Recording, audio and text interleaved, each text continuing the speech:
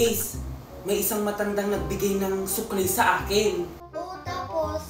Ang sabi niya sa akin, pag ginamit ko daw to sa aking buhok, magiging kalbo ako. Mawawala yung mga buhok ko. Ay, totoo ba? Hindi ko nga din alam kung totoo eh. Tara, subukan natin sa buhok mo. Nak, ba't ako? Ikaw muna. Ikaw muna, ikaw na mauna eh. Sige na please. Ayoko, ikaw muna. O siya, sige, ako na mauuna.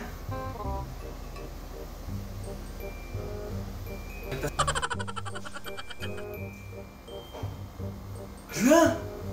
Ace! Ace! Nak, naging kalbo ka na, Kuya Miyong. Hala! Totoo nga yung sinabi ng matanda na pagka sinuklay mo to sa buhok mo o kaya sa ulo mo, magiging kalbo ka! Ano ba yan?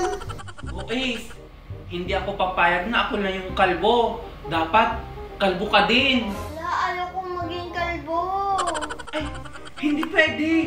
Kailangan, dalawa tayo maging kalbo. Halika dito. Ayoko, Hindi, halika. Halika. Kalbo ka na. Ayan, supply. Ayan.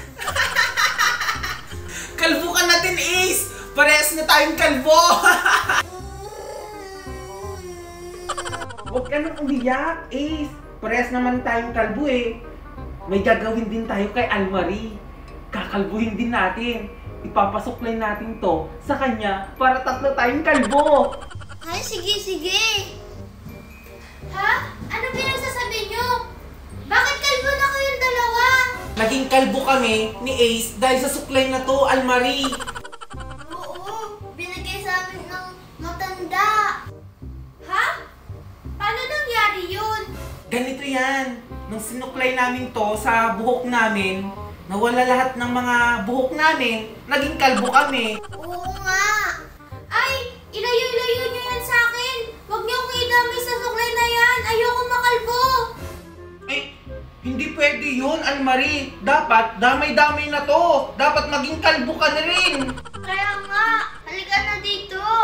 Ay, ayoko. Ano ba yan? Umalis si Almarie. Dapat makalbo natin siya para hindi lang tayo yung kalbo. Divine? Oo, paano? Mamaya, pag matutulog siya dito sa kwarto, dito sa kama, susuklayin natin siya habang natutulog siya! O sige, sige. Ay, naantok na ako.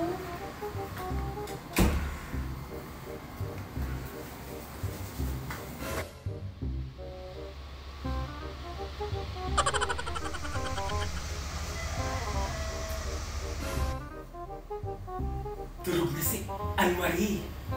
Gawin na natin yung plano natin sa kanya para tatlo tayong kalbo!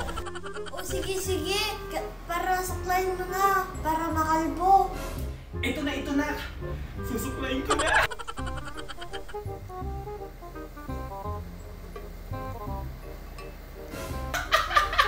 Ayan! Kalbo na siya, Ace! Tara na! Punta na tayo! Sarap ng tulog ko. Ace! Gising na si Almarie!